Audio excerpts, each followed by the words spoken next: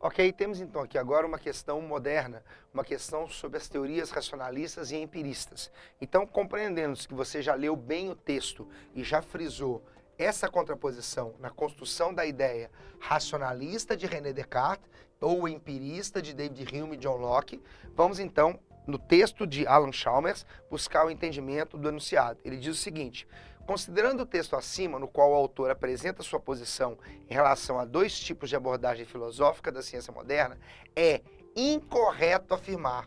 É muito importante que você frise essa ideia, porque ela vai mudar os seus parâmetros de correção. Porque necessariamente, ao ler uma questão, você está buscando a melhor resposta, a resposta correta. Agora, na verdade, você vai excluir as respostas corretas e deixar apenas aquela que é incorreta. Ok? Então, muita atenção nesse aspecto. Vamos lá, então, na letra A.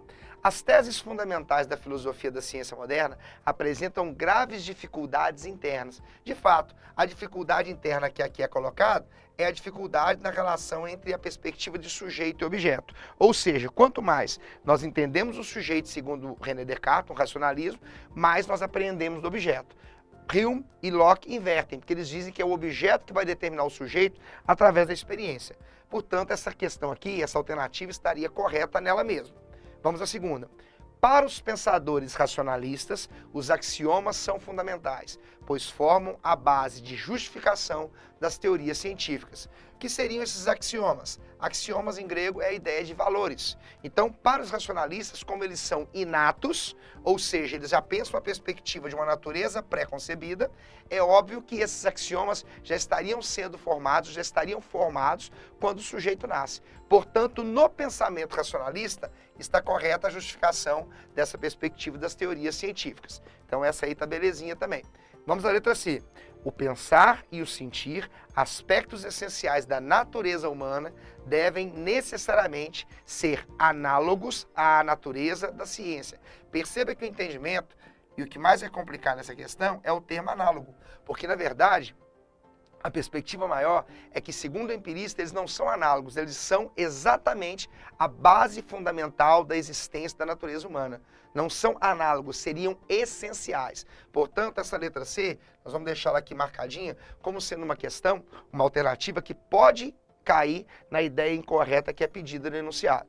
Vamos à letra D.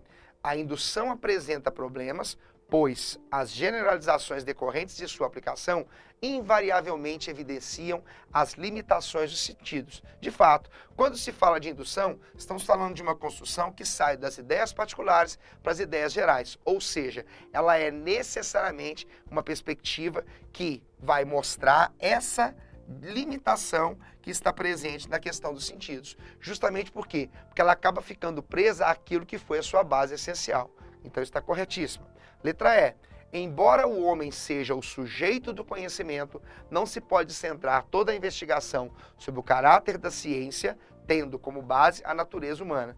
Olha que interessante, se justamente a ciência é criada pelo homem para entender a natureza na qual ele vive, ele tem que ser, sim, a base fundamental da construção científica. Você não vai poder fazer uma análise do ponto de vista de uma formiga, de uma aranha, sobre qual é a perspectiva científica. Ela tem que ser, sim, a base partindo do ser humano.